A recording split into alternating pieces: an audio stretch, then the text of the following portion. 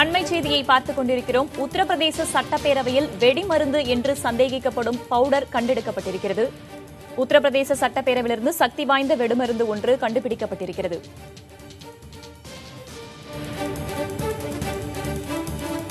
இது தொடர்பாக பேசுவதற்காக நம்முடைய செய்தியாளர் கணபதி இணைப்பில் இருக்கிறார். அவரோடு பேசலாம். கணபதி, விரிவான விவரங்களை சொல்லுங்க. உத்தரப்பிரதேச சட்டசபை வளாகத்திலே இன்று சோதனைகள் நடந்து கொண்டிருந்தன. பாதுகாப்பு சோதனையின் போது மோப்ப நாய்கள் ஒரு இடத்திலே வெடிபொருள் இருந்ததை கண்டுபிடித்திருக்கின்றன. அந்த வெடிபொருள் PETN என்று சொல்லப்படும் மிகவும் சக்தி வாய்ந்த வெடிபொருள் என்று தெரிந்த காரணத்தால் அந்த பகுதியில் பெரும் பதட்டம் உண்டாகி இருக்கிறது.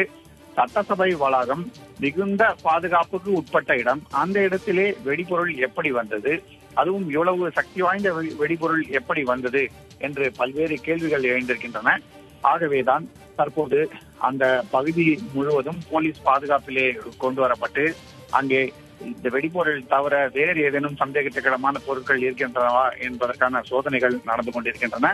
பாதுகாப்பு அதிகாரிகள் அந்த இடத்தை முழுவதுமாக தங்கள் கட்டுப்பாட்டிலே கொண்டு வந்து சட்டசபை வளாகம் மற்றும் அதற்கு அருகில் உள்ள பகுதிகளிலே சோதனைகளை நடத்தி கொண்டிருக்கிறார்கள்.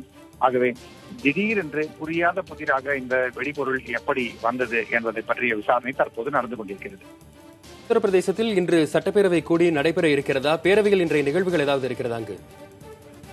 உத்தரப்பிரதேச சட்டசபையை பொறுத்தவரை மிகவும் இந்த விஷயத்திலே மிகவும் முக்கியமாக கவனிக்கப்படுகிற விஷயம் என்னவென்றால், உத்தரப்பிரதேச முதலமைச்சரான யோகிக்கு பாதுகாப்பு மிகவும் அதிகம்.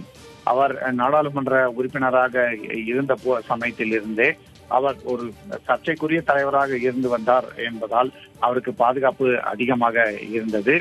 அதுவும் அல்லாமல் தற்போது முதலமைச்சராக அவர் வந்திருக்கக்கூடிய இந்த சூழ்நிலையிலே உத்தரப்பிரதேச சட்டமன்ற வளாகத்திலே சட்டசபை கூட்டம் நடக்கும் நேரங்களிலே இது போன்ற வெடி விபத்து ஏதேனும் நேர்ந்தால் அதன் காரணமாக பாதிப்பு மிகவும் அதிகமாக இருக்கும் என்று அஞ்சப்படுகிறது. PETN என்று சொல்லப்படும் இந்த வெடிபொருள் முன்பு ஒரு முறை டெல்லி நீதிமன்றத்திலே தீவிரவாதிகளால் பயன்படுத்தப்பட்டது. அந்த சமயத்திலே பாதிப்பு மிகவும் அதிகமாக இருந்தது என்று பாதுகாப்பு அதிகாரிகள் சொல்கிறார்கள். ஆகவேதான் இந்த விஷயத்திலே அவர்கள் மிகவும் கவனமாக இருக்க விரும்புகிறார்கள். இன்று கூட்டத்தொடர் நடக்க வேண்டும் என்றாலோ, அங்கே வேறு என்ன நடவடிக்கைகள் நடக்க வேண்டும் என்றாலோ முழு பாதுகாப்புக்கு பிறகு எந்த விதமான பிரச்சனையும் இல்லை என்று முடிவு செய்யப்பட்ட பிறகே அது நடக்கும். முதலிலே பாதுகாப்பு சம்பந்தப்பட்ட வேலைகள் தொடரும், முழு பரிசோதனை நடைபெறும். அதன் பிறகே மற்ற அலுவலர்களுக்கு வாய்ப்பு என்று அதிகாரிகள் சொல்கிறார்கள். தற்போது பேரவையில சக்தி வாய்ந்த வெடிமருந்து கண்டுபிடிக்கப்பட்டிருக்கும் நிலையில உத்தரப்பிரதேசத்துல வேற ஏதாவது முக்கிய இடங்கள்ல பாதுகாப்பு அதிகரிக்கப்பட்டிருக்கா கணபதி? ஏற்கனவே கடந்த ஒரு வாரமாகவே உத்தரப்பிரதேசம் மற்றும் நாட்டின் பல பகுதிகளிலே பாதுகாப்பு அதிகரிக்கப்பட்டிருக்கிறது. ஏனென்றால் காஷ்மீரிலே அமர்நாத் யாத்திரைக்கு சென்ற யாத்ரீகர்கள் தீவிரவாதிகளால் தாக்கப்பட்டு அதில் 7 பேர் கொல்லப்பட்டிருந்தார்கள். இதன் காரணமாக நாட்டின் மற்ற பகுதிகளிலே எதனும் பிரச்சனை ஏற்பட்டுவிடக் கூடாது என்பதற்காகவே மத்திய அரசு போலீசாரிடம் மிகவும் ஜாக்கிரதையாக இருக்கும்படி நாள் முழுவதும் எல்லா மாநிலங்களுக்கும் தகவல் அனுப்பியிருந்தது. அதன் அப்படியே குறிப்பாக உத்தரப்பிரதேசம், குஜராத் போன்ற மாநிலங்களிலே பாதுகாப்பு அதிகரிக்கப்பட்டிருந்தது. அத்தகைய சூழ்நிலையில் தான் இந்த வெடிமருந்து கண்டுபிடிக்கப்பட்டிருக்கிறது. ஆகவே புரியாத புதிராக இந்த வெடிமருந்து எப்படி இங்கே வந்து சேர்ந்தது என்பதை பற்றிய விசாரணைகள் தற்போது நடந்து கொண்டிருக்கிறது. கணபதி, அரசு தரப்பிலிருந்து இது சம்பந்தமாக ஏதாவது விளக்கம் கொடுக்கப்பட்டிருக்கிறதா? மக்களுக்கும் ஏதாவது அரசு தரப்பிலிருந்து அறிவுறுத்தல்கள் கொடுக்கப்பட்டிருக்கின்றனவா? இதுவரை இந்த வெடிப்பொருளை இங்கே கொண்டு வந்து வைத்தது யார், எப்படி வந்திருக்க வாய்ப்பு இருக்கிறது, எப்படி பாதுகாப்பை மீறி இது கடத்தி வரப்பட்டது போன்ற கேள்விகளுக்கெல்லாம் போலீசாருக்கு பதில் கிடைக்கவில்லை. ஆகவேதான் அவர்கள் தற்செயலாக மோப்ப நாய்கள் மூலமாக கண்டுபிடிக்கப்பட்ட இந்த வெடிபொருள் எப்படி இங்கே வந்து சேர்ந்தது என்பதை பற்றிய விசாரணைகளை நடத்தி கொண்டிருக்கிறார்கள்.